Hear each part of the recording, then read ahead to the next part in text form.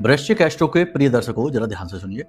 अगर आपकी जन्म पत्री में चंद्रमा खराब है तो दो तीन चीजें हैं, दो तीन संकेत हैं, वे आपको स्पष्ट तौर पर अपने जीवन में दिखाई दे रहे होंगे। इन्हें जान लीजिए, पहचान लीजिए, फिर चंद्रमा के उपाय हम आपको बताएंगे, वो भी कर लेना, आपका काम हो जाएगा। चंद्रमा की तरफ से आ रहे दुख, कष्ट, परेशानियां समाप्त होने लगेंगे। संकेत क्या है, जरा ध्यान से सुनिए।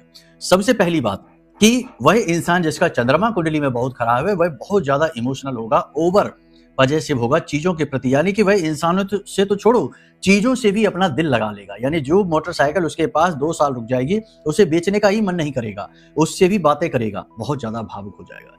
दूसरा, वह व्यक्ति जरूरत से ज्यादा जल्दबाज हो जाएगा। तीसरा, अनावश्यक रूप से उलझने उसके जीवन में अट्रैक्ट होंगी।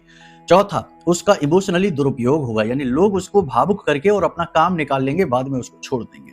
इसी के साथ साथ उसकी माँ की सेहत खराब रहेगी, माँ के साथ उसके रिलेशनशिप्स अच्छे नहीं रहेंगे, माँ का सुख उसे पूर्ण रूप से प्राप्त नहीं होगा।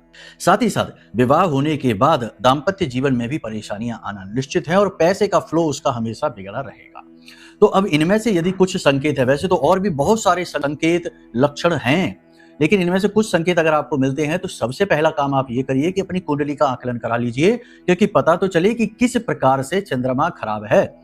कई तरीकों से यह खराब हो सकता है। 6-8-12 में है तो खराब है, राहु से ग्रसित है तो खराब है, शनि से ग्रसित है तो खराब है। तो इसे उसी अनुसार ठीक किया जाएगा सटीक उपायों के माध्यम से। दूसरा कि 2-3 चीजें हैं वो करना शुरू कर दीजिए। पहली चीज कि ध्यान, मेडिटेशन करना शुरू करिए। इसी के साथ साथ पानी की बर्बादी नहीं करनी है अपनी तरफ से। घर में टोंटी नल जो टपकते रहते हैं, नए लगवा दीजिए। इसी के साथ साथ माँ और माँ की समान जो उम्र की महिलाएं हैं, उनके पैर छुइए, उनका सम्मान करिए और उनसे कभी अभद्र व्यवहार न करिए। इसी के साथ साथ सबसे महत्वपूर्ण बात है कि कम से कम 21 दिन तक भगवान भोलेनाथ के शिवलिंग पर कच्चा दूध और चावल चढ़ाइए, आपका कल्याण हो जाएगा। प्रेम से बोलिए जय माई की।